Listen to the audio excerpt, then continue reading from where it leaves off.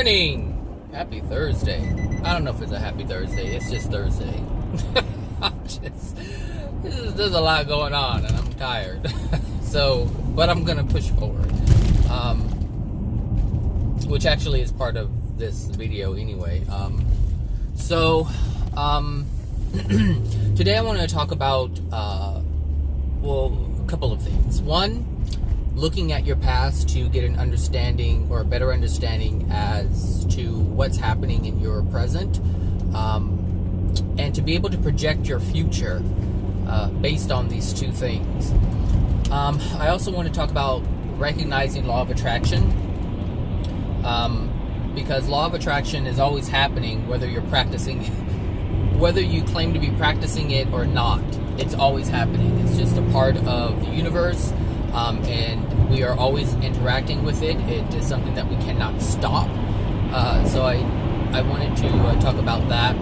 And I also wanted to talk about emotions that we don't realize are there. Because yesterday I realized some stuff as I was explaining something to someone. So how does Wendy Williams say? Let's get to it. Oh my God, Zachary.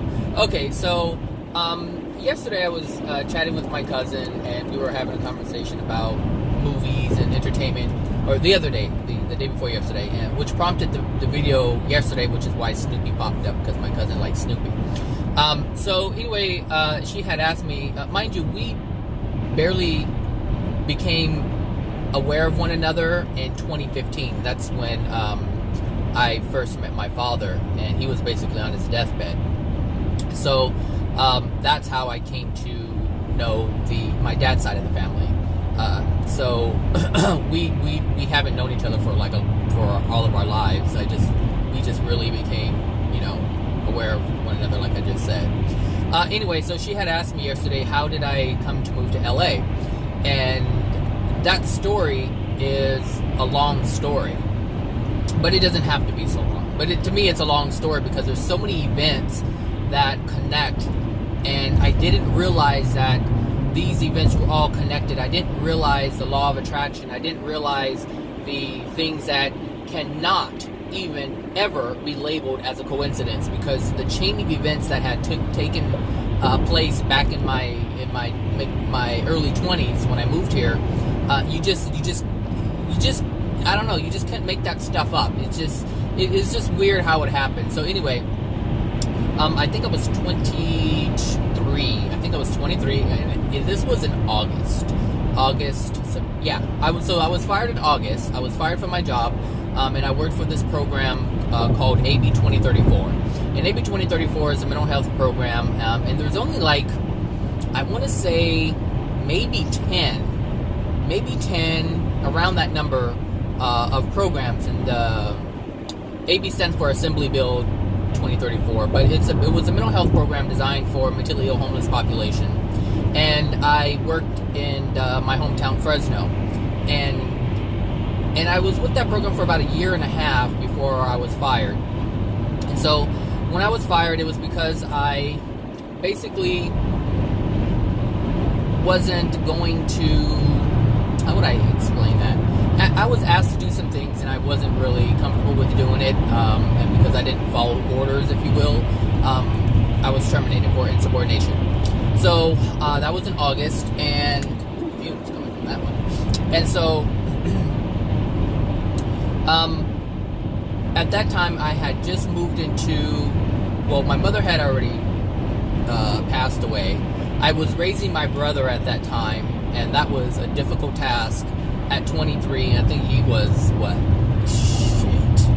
maybe, I don't know, he was in his mid-teens, and that was so difficult, because it was I don't know, I just didn't know what I was doing, and all these fumes, even though they're not coming in my car, it just looked like a smoke screen.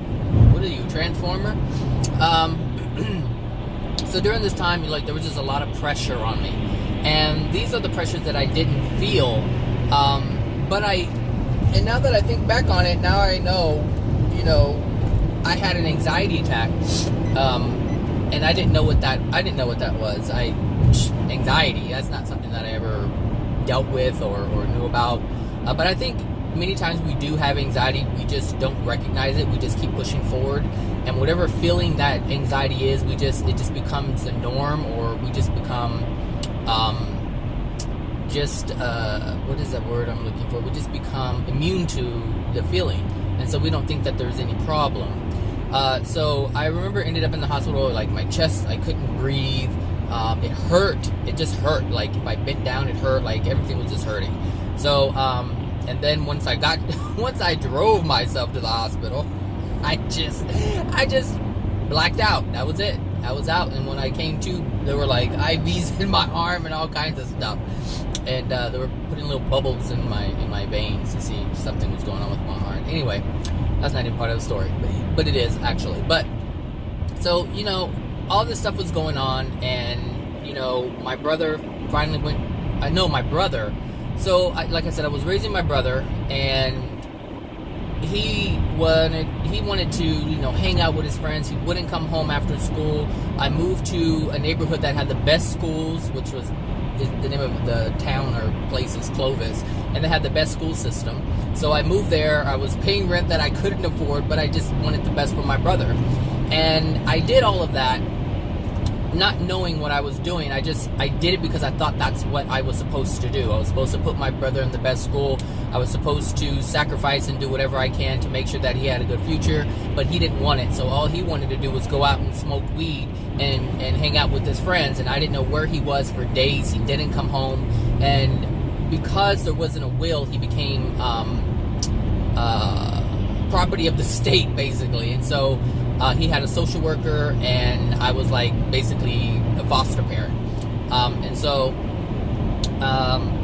all this was going on, and that's when I became hospitalized. And I think the hospital said that that it's stress. Is there anything that's going on in your life or whatever that's really stressful? And I said, well, I'm raising my brother. And they asked, well, do you have any family? And I was like, basically no. So I was doing this on my own. And so I had to make a decision. At that point, I had to call a social worker, and I had to tell him to come get him and put him somewhere else, because my life was now in jeopardy because he didn't want to do what I wanted him to do. And when I look at it from the perspective that I have now, I was trying to force him to be someone he was not ready to be or willing to be at that time. And looking back, I understand why. He was a young boy who lost his mom at the age of 12, and so he felt like he didn't have anybody. His father wasn't around. So I can understand why he would want to smoke weed, because there's a lot of pain that he was trying to suppress. Now, I don't do drugs, so I didn't understand drugs at that time. I didn't understand what they were used for. I just thought that they were just bad. And so, like I said, I called the social worker. I'm like, you got to come get him. I can't do it anymore. And so I finally moved out of that place, and I moved in. There was a roommate situation that I got myself into, because it was like, why am I paying all this money in rent? I don't have him anymore, and I also didn't have the extra money that I was getting for him. So it was just time for me to go somewhere else, and so I ended up moving into into this roommate situation, and I swear I probably wasn't there a good couple of months. And the guys that I had, they were like college guys. The guys that I had moved in with, apparently one of the guys wasn't paying the utilities, and then they came and shut the utilities off, and the bill was like close to $1,000, if not over $1,000. And he was an alcoholic, so he was taking all the money that we were giving him to support his habit. And so we couldn't stay there anymore, because I wasn't willing to pay the bill, because I wasn't even there to rack it up. And the other guy was like, I'm not paying the bill. And so we all had to leave. And at that exact time, I also lost my job. So it was like all this stuff was happening, and it was just like this whirlwind, and I couldn't figure this stuff out. But I wasn't trying to figure it out. All I was worried about is, what am I going to do? Where am I going to live? Where am I going to live? Because like I said, I didn't have any family. My sister, I think, was going through a divorce at the time. And you already know that I really don't have, or didn't have, the support of external family members. And so it was just a really difficult time. And I had just bought a car. I mean, literally, like, I want to say within a couple of months of buying that car, that's when I got fired. So it was like, okay, now I have a car payment. I have all this stuff going on. I don't have anywhere to go, and now I don't have a job. So I'm like, and it's interesting because I didn't think anything of it. Like, the stuff that I feel now from it, I was not feeling back then. There was no problem in my eyes. Basically, it was just like, okay, just keep moving forward. That's all I kept thinking. It's just keep moving forward. You have to move forward. This is what you have to do. There's no time to really think about what's going on. There's no time to feel sorry for yourself or anything like that. You just have to move forward. And because I didn't have anybody to depend on, so it wasn't even a thought to even sit there and say, oh, me, why me? Can somebody help me? Because there wasn't anyone there to help me, or assist. So then the next thing that happened is, because I had to move, I had called my aunt. And this is the one aunt that I have never felt any kind of negativity from. I've never felt slighted by her at all. So I called her and I said, hey, I lost my job, and can I stay with you for a little bit? And mind you, this aunt lived like over 100 miles away. And I was like, that was just like otherwise I was going to sleep in my car because there was nowhere else to go. So I asked, and then she said, well, let me talk to, I'm just going to say her husband. I'm not going to say anybody's name, but she said, okay, let me talk to so-and-so. And so so-and-so, got on the phone and called me back, or I called, I can't remember how it went. And my uncle said, well, how long is it going to be? And because there was a lot of resistance, before that it was even said, there was a lot of like just hesitation. And that was probably one of the most hurtful things that I had experienced in my adult life, because here I am, I don't do drugs, I don't drink, I don't party, I don't go out and do these things. However, my cousins, they did all this stuff, and I couldn't figure out why me, who didn't engage in these things, who tried to live a decent, good life, try to be a good person, and I was being like, I don't want to say rejected, but I was being rejected. And so the person, my uncle actually felt pressured. And it's like, why would it even be a question? The one person that I thought I could call, and there seems like there's some resistance here. And so he finally conceded and, said, that's fine, just as long as it's not for too long. And my goal or plan was never for it to be long at all. I just needed a place to stay so I can look for work. And so I went, and so anyway, I've always wanted to live in Los Angeles. It's always been a dream of mine, and since I was a kid, and I always asked my mom, and she would always say no, because she raised her older children, my older brother and sister, in Los Angeles. So I'm living in this, I'm there, and so I put in, oh God, I have no gas. I drive to LA to put in resumes and applications and things, submit resumes and put in applications and things like that. And I got a phone call. And this phone call was from this person that I have never talked to before on the phone. It was from like a chat line, like that's what they called them back then. It was like chat lines. And it's like, oh, if you're ever in, because it was really cool back then to like be able to communicate with people outside of your city, like that. So we can communicate with people all over the world. And so there was these chat line, like America Online chat line. And, this person said, oh, if you're ever in LA, look me up, So I was like, okay, cool. So I'm in LA. Like I said, I'm putting in, resumes and applications and stuff. And I get a phone call from this guy. And he says, he's like, hey, what's going on? I'm like, oh, well, I'm actually in LA right now. He goes, oh. He goes, well, let's meet for coffee or lunch or whatever. I was like, I'm really not here for pleasure. I'm here, to look for work because I lost my job. So I can't really spend my time doing that. I need to spend my time focusing on employment. And he's like, oh, well, I understand. He goes, well, do you have a resume? And I'm like, yes. He goes, okay, so, he goes, I'll tell you what, meet me for lunch, and bring your resume. I may know someone who may be looking for someone.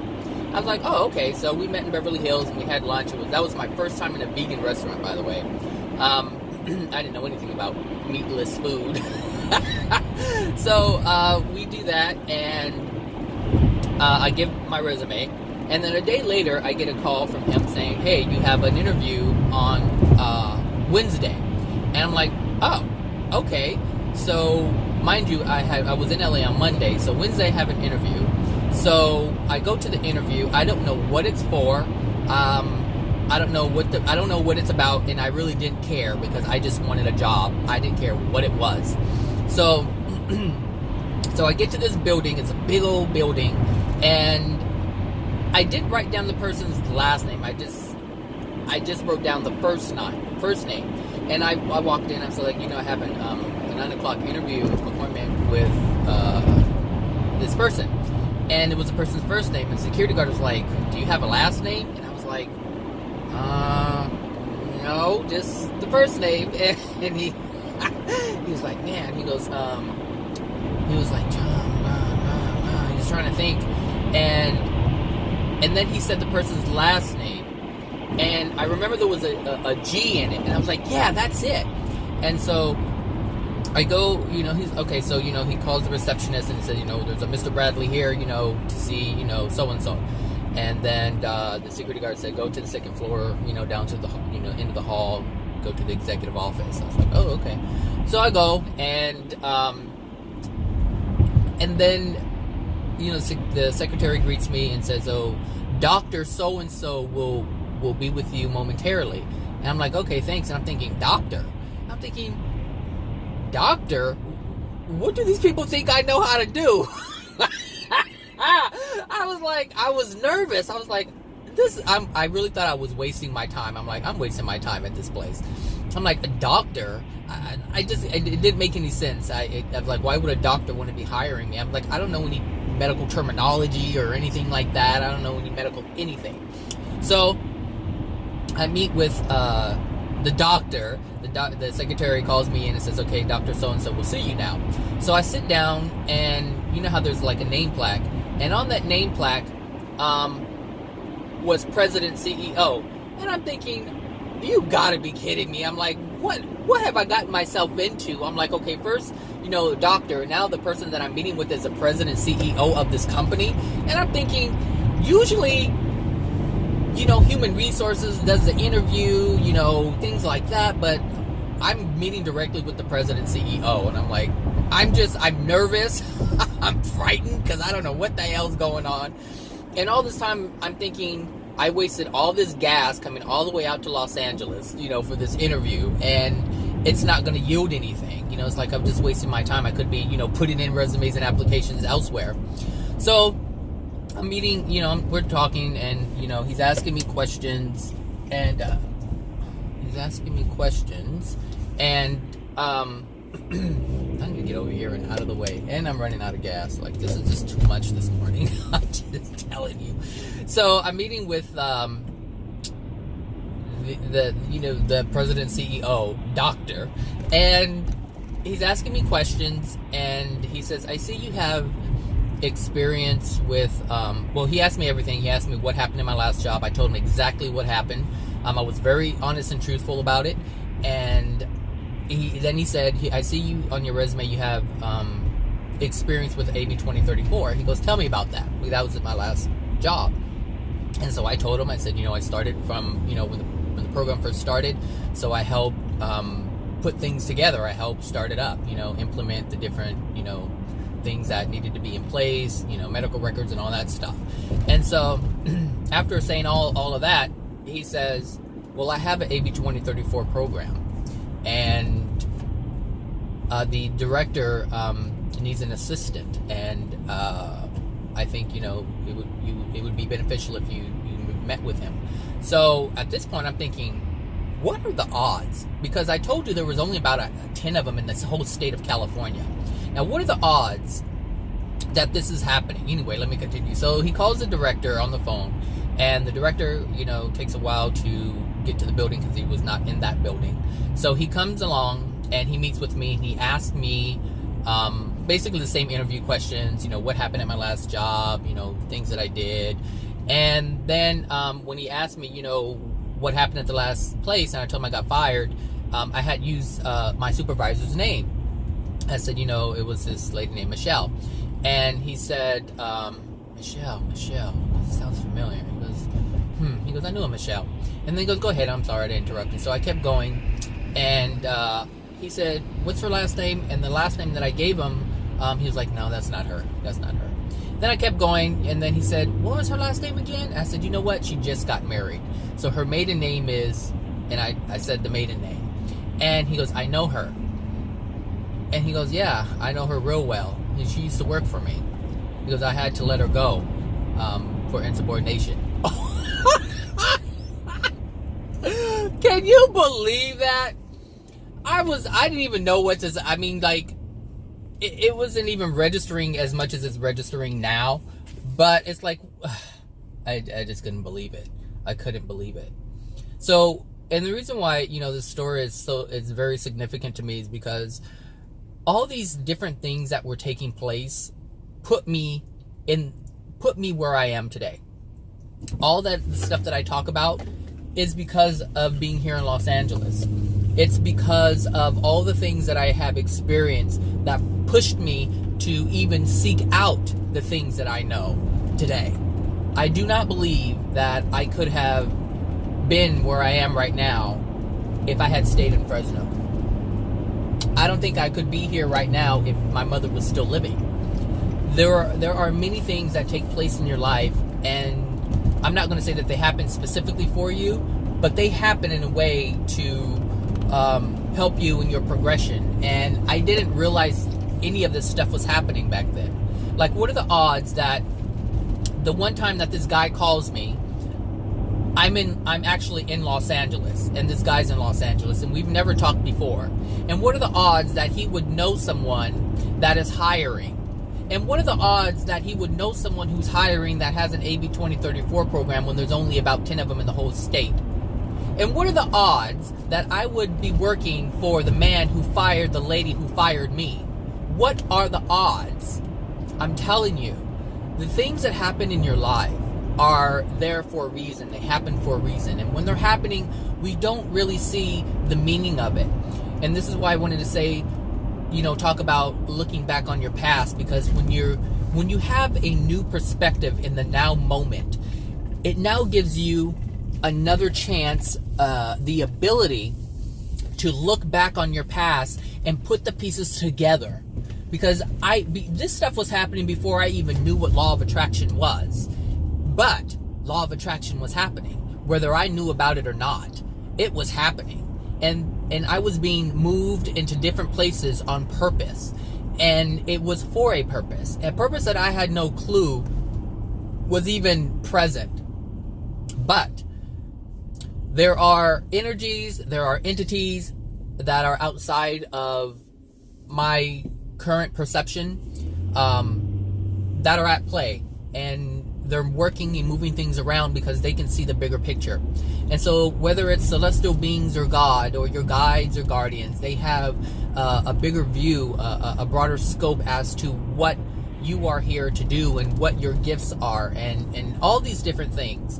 And so when you look at your life, especially if you're listening to my videos and you're looking for some type of truth, you're looking for some type of clarity, and it's because you don't have it. That's why you're looking for it, because there's something going on in your life that it could be better. Something's not right, or it could be better. One or the other. You're looking at it in that way. And so this is why you listen to these videos. This is why you listen to all these different people and to see what they have to say. Do they have what I'm looking for so that I can improve my life? Do they have what I'm looking for so that I can have a better life experience? Like, these are the things that are motivating you to even find videos like mine, whether it's metaphysics or spirit discussions or the universe, or it doesn't matter what it is, love. It doesn't matter what it is. We are all looking to better ourselves. And so in order to truly better ourselves, like I said, you have to know where you are, but you also have to know your past. And so when I look at my past, I'm able to see how all of these things came together. How when my mom passed, I had to raise my little brother. And from that, taking him on made me move, or prompted me to move to a different place that was way out of my price range. But I did it. It moved me there. And so, you know, when it came time for me to let my brother go, I had to move into this situation, this roommate situation. And this roommate situation yielded something that, you know, wasn't going to happen, and I had to move anyway. And at that same time, I lost my job. You know, and we would look at these things and say, you know, these things are they're bad things, and they're happening for no reason. And why am I being punished, or why is life so hard? Well, when we don't pursue our purpose, because we have a guardian and we have guides, and they're trying to move us in a direction that is conducive to what our purpose is. And so we don't always understand that. We don't always know that. And so we have to look at our history, our experiences, and extrapolate what we couldn't at the time. So I couldn't see I didn't say, oh, you know, well, the universe must be moving me to a different place. I'm excited. I'm going to go forward with it. No, that's not what happened. I was panicked as I don't know what. I was frightened. I didn't know what to do. I didn't have anybody. And I felt like nobody was around for me to even depend on, which meant that I felt that there wasn't anybody around that even cared about what would happen to me. And so that part right there, because I didn't realize this until yesterday, I didn't realize how alone I felt back then, because my only goal was to just push forward, and that's what I was going to do. And that's what I did. And as I pushed forward, I suppressed all emotions. There were no emotions that were really felt, except for that one time that I told you that my uncle kind of, you know, had hesitation in terms of helping me. I did feel the rejection there. I felt the pain of that, but it wasn't something that I was going to sit there and even think about. It wasn't something that I was going to sit there and feel. And then a lot of things happened when I was here too. So another thing that happened is once I got the job and they said you're hired, it was a Friday, because I had to do a TB test because it's a mental health facility. You have to do a TB test. I have only 23 miles in my car. I gotta make that. I don't have 23 miles to go, but still, you know. It was a Wednesday that I told you I had an interview, and then, you know, I went back to my aunt's place, and I got a call. I had to come back to their, I don't know what you call it. It was, you know how the companies have their own medical doctor or whatever, if you have injuries, like workman's comp doctors. Anyway, I had to go get my TB. I had to go get a physical. That's what it was, and then I had to have my TB test reading, but I had to come back to LA for them to look at my arm to see, you know, if I had tuberculosis or not. So I had to come back, and I came back and I got it read, and I was at this Chinese food restaurant, and I got a call from Human Resources saying, you know, to come in Monday morning, start 9 a.m. Monday morning. And so I had got the job. And that part was done. Like, I was like, wow, I got a job. And this was all within a month's time. And the next hurdle was, where am I going to live? I didn't know anybody here in LA. I knew that one guy, but I wasn't about to ask him, can I stay with you? So I really didn't even know him that well. So I wasn't going to ask, because honestly, I felt like he did way, like, just way too much. Like, I don't even know. It's almost like I couldn't thank him enough, you know? And so, so what I did is I got on Craigslist and I put my story out there. Look, it went down to 21 miles left and I didn't even move. So you see why I'm a little panicked. So I went to Craigslist. I put my story out there. I was like, I don't have any money. I just got a job. I don't have anywhere to go. And people started responding. Like, people were responding left and right. But the people who were responding were complete weirdos. Like, they wanted stuff in exchange. Like, they wanted sexual favors. And I was like, that ain't gonna happen. And so I was like, it looks like I'm staying in my car. And then this one guy replied, and he says, I want to meet with you. He goes, I want to meet with you. He goes, I want to help you, but I want to meet with you before I agree to let you stay at my place. And so I said, okay, no problem. So, we met. I told him, everything that had gone on. I told him that I didn't have any money, but when I got paid, I would be more than happy to, give him whatever, he was asking for. And so he said, okay. And so he had a 1-bedroom, and he was a college professor. And he said, you can stay in the living room, you can sleep on the futon. He goes, I'm not going to give you a key. He goes, but when I come home, you can come in and stay here and stuff like that. I was like, okay, that's fine. I wasn't being too picky at that point. So what I did is I slept on the floor. He offered me his futon, but at that time I was like really insecure. My self-worth was just really, really, really low. And so I didn't even feel worthy enough to sleep on the futon. I just wanted to sleep in the corner and be out of his way. I wanted to be unseen. I didn't want to be in a situation where he felt like I was in his way, because that's what I was getting from my uncle, is like he didn't want anything to disturb his home environment. And so I was still operating from that. And so I slept on his floor, on a stranger's floor, and until I got my first paycheck. And I offered him money. He said no. He goes, whatever you make, you're going to need. He goes, use it towards another place, or, find a place of your own. I was like, okay, thank you. So, and that, when I look at my story, it's an amazing story, and it's even amazing for me, and I lived it only because of all the things that I've gone through. And so now I don't worry as much. I'm like, look, I've been through it already. I've already experienced all the things. So most people, would be afraid of like, what am I going to do? Like at this point, if I lost my job, I wouldn't panic. Like I'm not panicked about it because I've been through worse already, and I've survived it. And I am where I am right now because of who I am. And so I was able to, persevere and push through. And so one night, and the reason why I'm able to do that is because of my past, because of the things that I have endured. It allows me the freedom to live without worry, because there isn't anything that is going to tear me down or break me down. There isn't anything that I'm afraid of in that respect. And I told you about the house that I have, and it's like, even if I did lose my job, my house pays for itself. Not only does it pay for itself, there's $1,000 profit that I get off of it. So I would be able to pay my bills and eat. So I wouldn't even have to work. I wouldn't be able to have the same type of lifestyle that I have now, like all the amenities that I'm able to have. I wouldn't be able to have that, but I would be okay. Like things would be able to, go forward.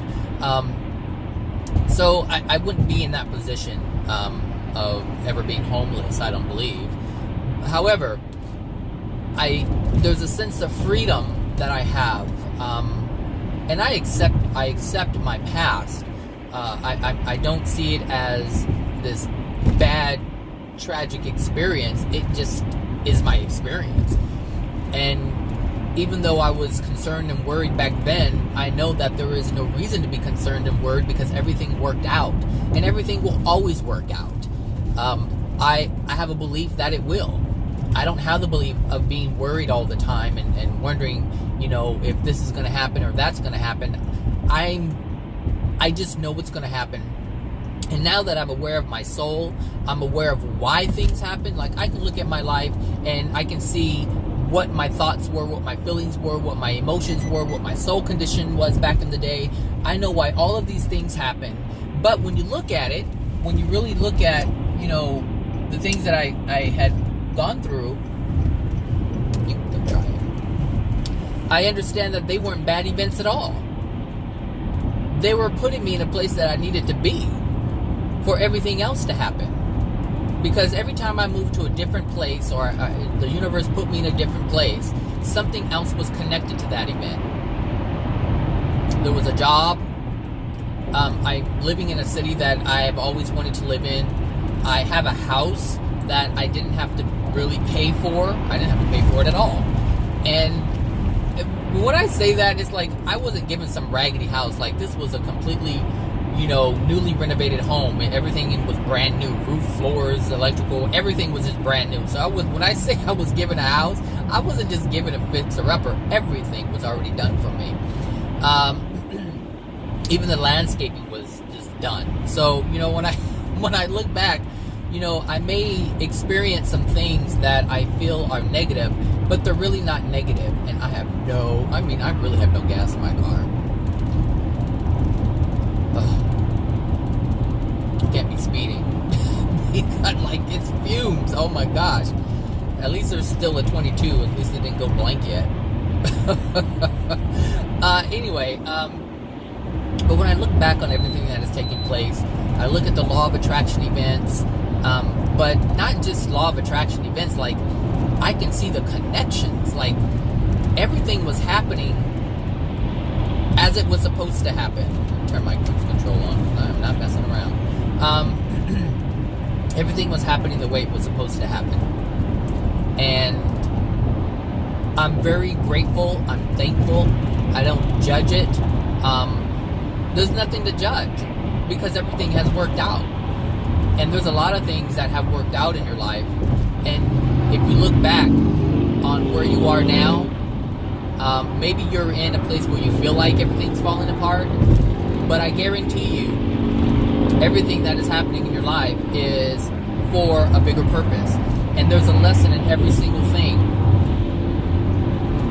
When I first learned about law of attraction and how when I learned the early teachings of it, I should say, they said that your thoughts create your reality. And the universe will bring things to you that you desire. And so I didn't make the connections that I'm making today, but I knew that I did desire to live in LA, and I'm here. And the universe will move things around in order to support you. And that's true. Because when I look at the program that, I'm working for, that's the one that really blows my mind. It's here 220 miles away, I get a job that is basically by a stranger, by way of the stranger, I should say, and I end up working for the boss working for the boss who fired my boss, and it's you just can't make this stuff up. You just can't. That stuff is, mind you, this lady, the boss that I had, lived in Long Beach. And so she ended up in Fresno and fires me. And then when she fires me, I end up in Los Angeles working for the guy who fired her. That just blows my mind. Even though I understand the universe is at work and at play, it's magnificent when you look at the control that it has, the ability to move things around and make things happen. And I didn't even make I didn't try to make this happen. I didn't try to make it happen. It was just happening. I had no control over what was happening. I didn't know everything was actually working out in my favor. I didn't know that, working here in LA was going to lead to me having a house without me even paying for it. Because one of my beliefs back then was, I want a house, but I don't want to pay for it. I never wanted a house. I did not want a house. When I was a kid, yes, I wanted one. But back when the housing craze was going, it's buy a house, buy a house. This is before the whole bubble crash thing. They were buy a house, and there's a lot of responsibility, and they're well, just buy a cheap fixer-upper one. I'm I don't want to fix anything up, and I don't want to pay for a house. And here I get a house that I don't have to pay for. It is basically brand new, and I don't have to worry about it. There's no fixer-up or anything. The only thing that I get to do is do whatever I want to do to it in order to make it the way that I want it to be. And so when I look at, my life, yes, I did sleep on someone's floor. Yes, I did get fired. Yes, I did go through all that with my brother. But in the end, everything worked out. Everything worked out. And I think I need to go to this ghetto car wash that I said you have to be careful before you get robbed or shot. And this car doesn't want to let me in. And I don't have enough gas to be flying through these lanes, so I gotta come on. on. Everybody wants to be an asshole this morning. That's fine. I'm okay with it. I'm okay with it today. I don't have it in me to fight. So, the reason why I wanted to make this video is one, to share my story, to let you know that, to show you law of attraction events and how they work, and maybe they've happened in your life but you haven't recognized it yet. Maybe you were in some kind of situation or abusive situation and you got out of it, and now you're in a place that's much better and you're doing way better than what you ever thought you could have been. So when just be aware of your past, be aware of the history. Your history is there for a reason. Law of attraction, it's always working to bring you to some type of awareness. That's what law of attraction does. It helps to bring an awareness to you, to your consciousness. And whether you feel it's good or bad. So when you have a situation that doesn't feel good, there's something that you're supposed to become aware of. And when you have a law of attraction event that actually does feel good, then that's something you're also supposed to be aware of. And you're supposed to be aware of it because it's going to help you make better decisions. It's going to help you better your soul. And so when you actually become aware, and not just become aware of it, but use what you have learned to better yourself. And so now when I look at my past, now I have an understanding that it doesn't matter what happens, it's always going to work out. It doesn't matter what it is, it's always going to work out. And and the reason why I believe that is because I've experienced that. That's what I know. And I am going over here to this gas station and get some gas, because this place is cray too. I hope there's not a car over there. Oh, there is a car over there. Everybody's just, oh good, I'll just turn around. Is that nail in the road? This place, they got too much going on. I'm gonna stop or pause this video real quick. I hope this guy's leaving. Are you leaving? Like, what's going on here? Does it not work? Oh, I'll go over here. Yeah, I'll, even this morning, like I'm supposed to be at work at 7 o'clock, and it's 6:55. I have enough time to get gas. I'm going to pause this for a minute. Okay, so my car is filling up here, so, so yeah, I just, wanted to put that out there, and, hopefully, some of you can look back on your past and look at the things that have taken place and look at the law of attraction events that have been happening to you, because they're all there. Everything that ever happens to us is a law of attraction event. Like, nothing can happen without the law of attraction. And it's being generated because of our soul. So the universe is responding to our soul. So even before you even knew that you had a soul, the law of attraction was always already responding to it.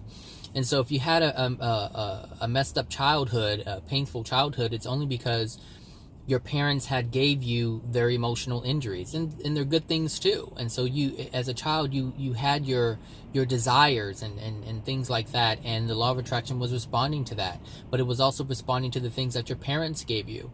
And so it's our responsibility to fix these things. And so those of you who are listening to this video and other videos like it, you're aware of some of the universal laws that are in place, and you're aware of how things work. And so it's not just about knowing that there's a law of attraction, it's about understanding the things that are happening from it. Why are they happening? That's what you have to look at. And so, because like here I am 40 years old, and I'm, I've recently, since maybe 2015, I've been aware of law of attraction. And so, it's like for 3 years I've known about this. So now I have a new perspective, and now I get to apply that new perspective to my entire history, my entire past, and look at it and make sense of it, and have a clearer picture as to why things were happening in my life And you know, and that only helps me. Like, I have a lot of peace, you know, when I look at my past, and I'm like, wow, all that stuff was happening, and you know, this is a lesson that I was supposed to learn. This is a lesson, because the lessons that were supposed to be learned back then can still be learned now. It's not just for nothing, but it's for nothing if you don't use it. And so that's my whole point is, look at your past, make the connections, learn from it, apply that new knowledge to now, better yourself by using that knowledge, and create a completely different reality for yourself. Because as you have a better understanding, you have... Oh, it stopped. Hold on a sec. Okay. Alright. I didn't even use my rewards. I was so focused on hurry up and get to the window with my cash in my hand. I didn't even try to use my rewards. I could have got 10 cents. It could have been, what, $3.09 instead of $3.19. Whatever. So yeah, that's what I wanted to, you know, talk about today. And this is not going to work either. I don't know. You know what? There's just too much going on right now. I don't know how to... I'll go this way, but... yeah. Gosh, it's cold. So yeah, hopefully that, you know, is a little something to help some of you guys out. You know, law of attraction is one of these things that it can be complicated, but it doesn't have to be. Like, the law of attraction can be very complex. However, in the current consciousness that we're in right now, we don't need to be making anything complicated. We just need to know exactly what it's like. Yes, the law of attraction can be complicated. However, all we need to know is why things are happening. We have to have the understanding as to why are we experiencing what we're experiencing. Later on, as you're more developed, you know, you can start, you know, figuring out the details of law of attraction. But now we just have to understand why X, Y, Z is happening, and try to get the lesson out of why it's happening. That's where we are right now. It's like, you know, this is one thing human beings like to do, is they like to make things they find one thing and they want to know the ins and outs of it, but we're not in any place to really do that. We're too messed up. We need to use the basics, because the law of attraction is used for a reason, and that's to teach us something, to show us something. So if that's the purpose of law of attraction, then that's what we need to use it for in this stage in our development. So figure that other stuff out later, but use it to improve your life. It's like a doctor. You know, a doctor's life is falling apart, but if they want to just focus on kidneys, and they want to specialize in, say, the brain or whatever, they can focus on that, but everything else around them is falling apart. You know, it's like we're just not there yet. You know, we're not there yet. So just use the law of attraction to help you figure yourself out. Instead of trying to figure out law of attraction, use the law of attraction to figure yourself out. And so yeah, that's all I wanted to say. It looks like I'm going to be work on time. Another law of attraction event. Here, you know, usually I'm just pulling in right on time, but I had time to like fill up my car and still make it to work without any, really, if I think about it, without any, I couldn't rush, I couldn't drive fast, or else I wouldn't have any gas to even make it to the gas station. So I took it easy, and even took the long way around, and I'm still going to make it on time. That's what I'm talking about. And hopefully this arrow will turn green for me, since I'm sitting on the sensor. So yeah, anyway, have a wonderful Thursday. And I don't know if I'll talk to you guys tomorrow or not. I don't know if I'll make a video. A lot's going on right now. We're moving buildings, and there's just a lot going on. We have no direction whatsoever. So, yeah, that's it. Have a good one, everyone. Bye now.